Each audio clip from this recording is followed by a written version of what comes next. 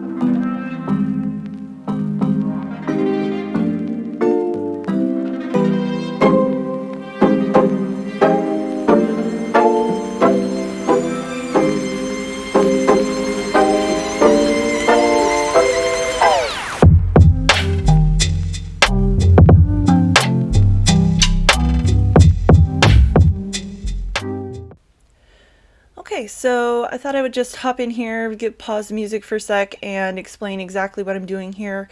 I often don't have a second pair of hands to help me with winding on the warp, so I use weights. I do 3 to 4 small sections depending on what I'm doing. And here I am combing out each section. I only comb out just enough to get between the bar and the floor, and that just helps to prevent any unnecessary tangling, because if you try to go too far, then the ends just get ridiculously tangled up. And so just go as far as you need to get from the bar to the floor. Tie on the weight. I use just a little loop, and then I stick the ends through the loop, and that works actually really well. And then I tie my pink string onto the weight, and then up we go. Winded that up, and then I untie, comb, and tie back on. And this actually works really, really well. I will say that for acrylic, these 3 pound weights are a little bit on the heavy side, and you'll notice that when I do the white, I actually went out and got some 2 pound weights, which are much better. I could probably go with 1 pound weights, but they didn't have any at Walmart. So, and up we go again. And this is just beautifully tensioned because everything, as long as you do the comb out properly, it's beautiful.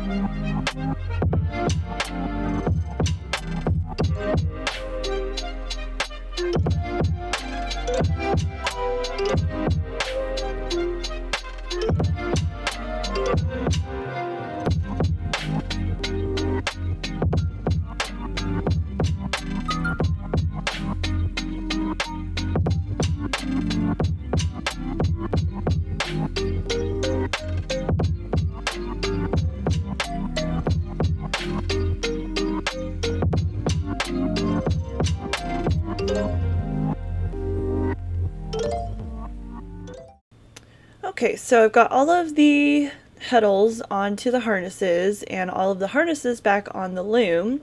And you can see, you saw there that I flipped all of the ends to the back there. Now I'm just going to be lifting up the harnesses and slipping this dowel underneath the jacks in order to get those heddle eyes to more of an eye level. This just makes it so much easier for me to thread. I don't have to bend over or bend down and reach. You can see they're much closer to level there with the leaf sticks, so it just makes it so much easier.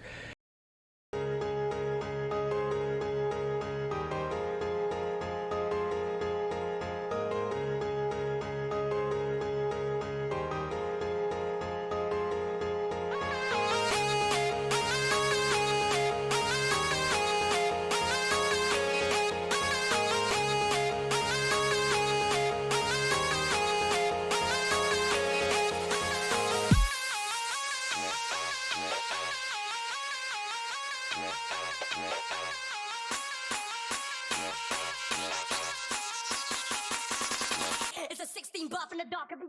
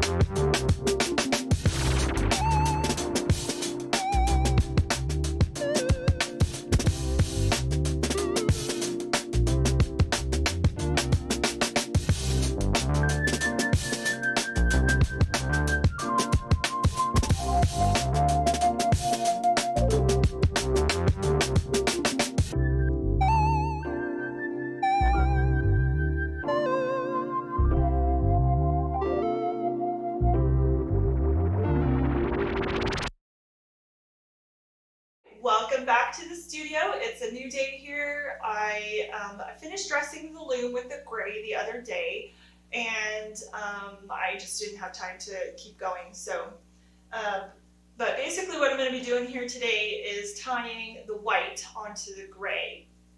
And I have already removed the leaf sticks from the back of the loom, and I'm going to actually be attaching the leaf sticks with the white onto the front of the loom.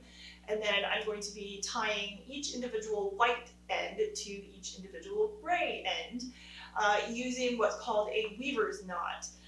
It's not a super complicated knot, but it's not your normal like square knot or simple knot or surgeon's knot. It's actually it's a little bit stronger than that. And the reason that I choose that knot is because of the strength and because of all of the tension that's going to be put on those two strings as I'm weaving. And I wanted something to make sure that it was not going to fall apart. So that's the reason why I chose to use that knot. It is not your normal knot, and I'll show you exactly what that knot looks like. And another reason why I went with that type of knot is because not only because of the strength of it, but because it's not a very bulky knot, and I have to make sure that I can get those knots through the reed, and because I'm using a 10 dent reed with a sport weight yarn, which I did on purpose because I want it to be a nice tight weave for a baby blanket. I don't want it to be too loose, and because it's not going to shrink at all because it's all acrylic yarn.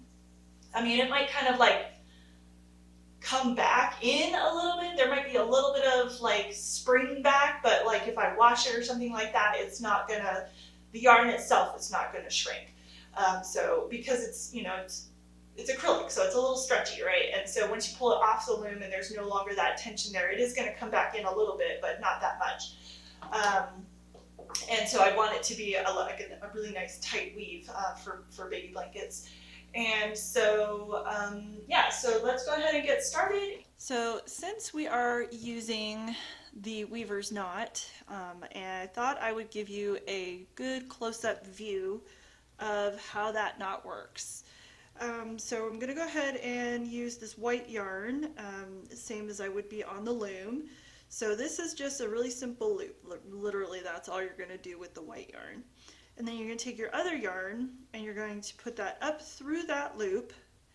Then you're going to take it back around the back side of the white loop so that you have something looking like that. Then you're going to take the end of that again and you're going to place it underneath this crossed yarn right here. So just lift that up, give it a little bit of slack, bring it through. And now you have something looking like this. And then all you're going to do is pull. And I pull on all four and then on two. And you'll see, look at how ridiculous that is. Like I couldn't even I would probably break the yarn before I would break that knot. So I am pulling really hard on that. Oh, there it is. Yep, see, knot still intact, but the yarn itself broke. And that was a lot of tension that I pulled on there to make that happen. So no way that's gonna break on the loom. All right, let's do it one more time. Let me just trim this edge off. I'll show you one more time. Let's clean that one up too. Oops, that didn't work. I need new scissors. I need new snipping scissors. These snipping scissors do not snip very well. All right, let's try that again. All right, I need that. Okay, so it's gonna be a loop the white. Take your other yarn up through the loop, back around behind the loop, and then pull the end through the red again so that you have something looking like this, and then pull on all four until you tighten it up, and then you can just pull on the main ends there. And then even if you trim the ends up, let's try these scissors again. Hey, there we go. You can even trim that up super short and that knot is not going anywhere. Okay, so back over to the loom, and I have got the white put onto the leaf sticks. And here I'm just trying to figure out where I was at. There we go. So now I'm going to go ahead and attach those leaf sticks to the front using the same pink ties that I do for the back, because just rotated that around, and tie that on and just untangle my bundles there, tie the other end on. And the really nice thing about this is that it gives me a good working surface. It keeps all of my yarn ends in place. At first I was going to clip each individual end as I went in order to prevent the ends from like falling off the leaf sticks, because you are really close to the ends of the bundles and it's obviously not, you know, secured to anything. It's just kind of laying there. But I quickly discovered that that was not going to work very well.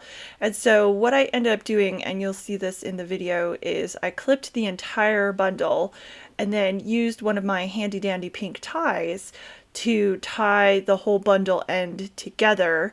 And that actually worked out really, really well. It was kind of like doing the same thing as you would on when you're winding on the back. So here I am just tightening things up a little bit and straightening out the cross on the leaf sticks so I could really see the cross really well. And now I am going to, this is where I started to like just snip little sections of the bundle at a time, and the very first one I pulled, I didn't actually cut that particular loop, and that's when I was like, yeah, this is not going to work very good. So I cut that one. See that? That did not work. So then I just cut that, and now we're going to go ahead and start tying on, and just start at the beginning, and we're going to work our way across.